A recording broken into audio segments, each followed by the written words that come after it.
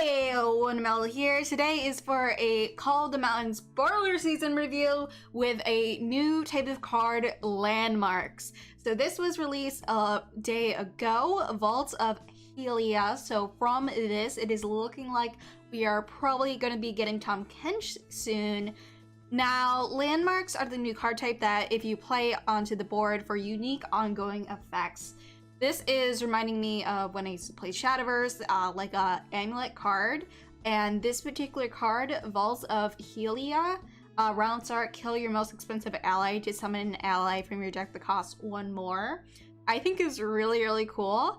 And actually reminds me a lot of Death's Ledger from Shadowcraft, if any of y'all remember me from Shadowverse days. It's looking like from these cards that we're going to either get Vladimir Synergy or that Tahm Kench will actually work similar to Vladimir with a level up depending on how much damage that your own units have taken by themselves.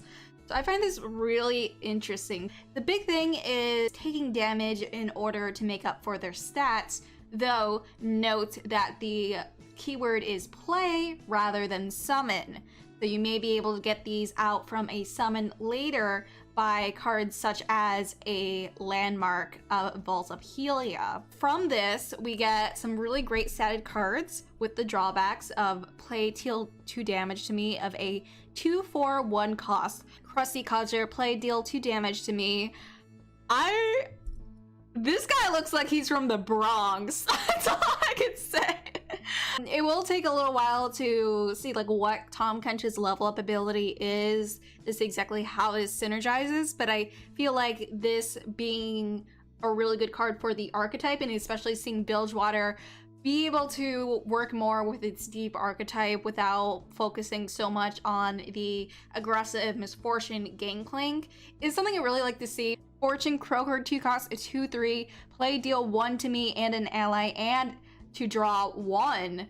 That is actually pretty darn good. If we take the fact that we are probably going to be some sort of level up with Tahm Kench by dealing damage to yourself of your followers, this is pretty good value since you're going to be able to get that off as well as get some more draw, and it's this early. The fact that you could do it on a 2 cost is some great value. This actually is going to work really with a lot of the cards that we have in Noxus that do work well with Vladimir or used to with Swain. So I'm actually really happy for a revival of this type of archetype.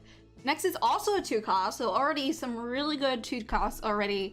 Box to Bus is a challenger, play 3, deal 3 to me. So I'm assuming this is probably something that you may want to go and just sort of summon, but the challenger is actually really, really important for only a 2 cost. So this is going to be, sure, it's going to be a 3/1, but it's going to be on 2. You got to play a 3/1 with challenger, which is going to be able to get rid of a whole lot. So this is actually pretty good value, even if the play is deal 3 to me. Next is the Slaughter Dogs, which is another Landmark, is a 3 cost, round start, toss 1. If you are deep, destroy me to summon a random sea monster. Yes, you love to see it. As I said before, really happy to see some more deep supports. I feel like it is actually pretty darn cheap too. You may want to use something else, but especially if you are going against a control deck, this may be more of a sideboard card, but like the consistent toss and the random sum at the end, so it's not just going to be taking up space, I feel like is some great value. This is definitely something that you're not going to be mad if you draw into it later in your game, but rather it could work in multiple situations. So I like the versatility of this card with it costing not a lot. Next is Lounging Lizard.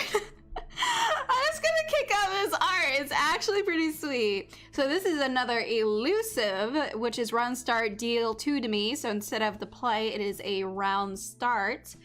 So this is saying, so we're not gonna get as much value on this for so long because it is a 3 cost. That is some crazy value for a 3 attack and a 5 booty. But we do think of things like, oh, can we use things to potentially heal this to make it even go on longer for its value, because that stat line is crazy. In addition to perhaps summoning it by a Vaults of Helia if you don't have much on your board. and just getting the 3-5 earlier. Plus it's round start, so when you put it down, it is gonna be a 3-5. You just be going in, and it's gonna last for quite a long time. So I feel like this is really good. This is all of this like destruction, the self-destroy is gonna help with the Maokai archetype as well. And I'm really interested in seeing how like Maokai Tahm Kench is going to end up being. Next is Crumble, which is a 5-cost. Is it slow? Kill an ally to kill a unit or destroy a landmark.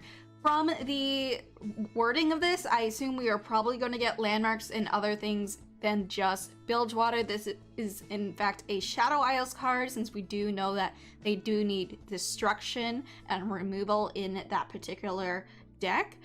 I feel like this is really interesting. For now, it would be a side deck card until we know exactly how many landmarks are. But for me, this is definitely situational for the current meta, depending on how the rest of the cards that are released are going to be. But I'm glad we at least do have some sort of landmark removal, and hope other regions get it as well. Last but not least is Sunk Cost. I love it. Shuffle a unit or a landmark into its deck. This doesn't really feel like that great. It's another landmark removal, but this time it is Bilgewater having it. So that is good. This would definitely be maybe a 1 or 2 of late game or a sideboard card, but I don't see myself main decking this unless it is a very landmark focused meta that I will want to have this in my deck to deal with something this late in the game, especially being slow. So it's very situational, but I also find it very interesting.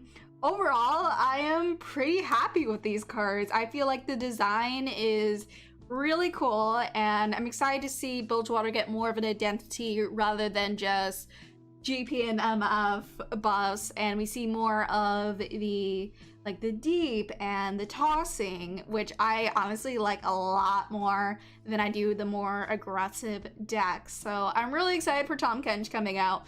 I'm really excited, and I hope you are too. Let me know what your favorite card was from today. I'm going to be continuing doing daily videos. Sorry if I've been MIA for the last couple days, but I'm back, I'm better, I'm more tired than ever, and I'm happy that you're here.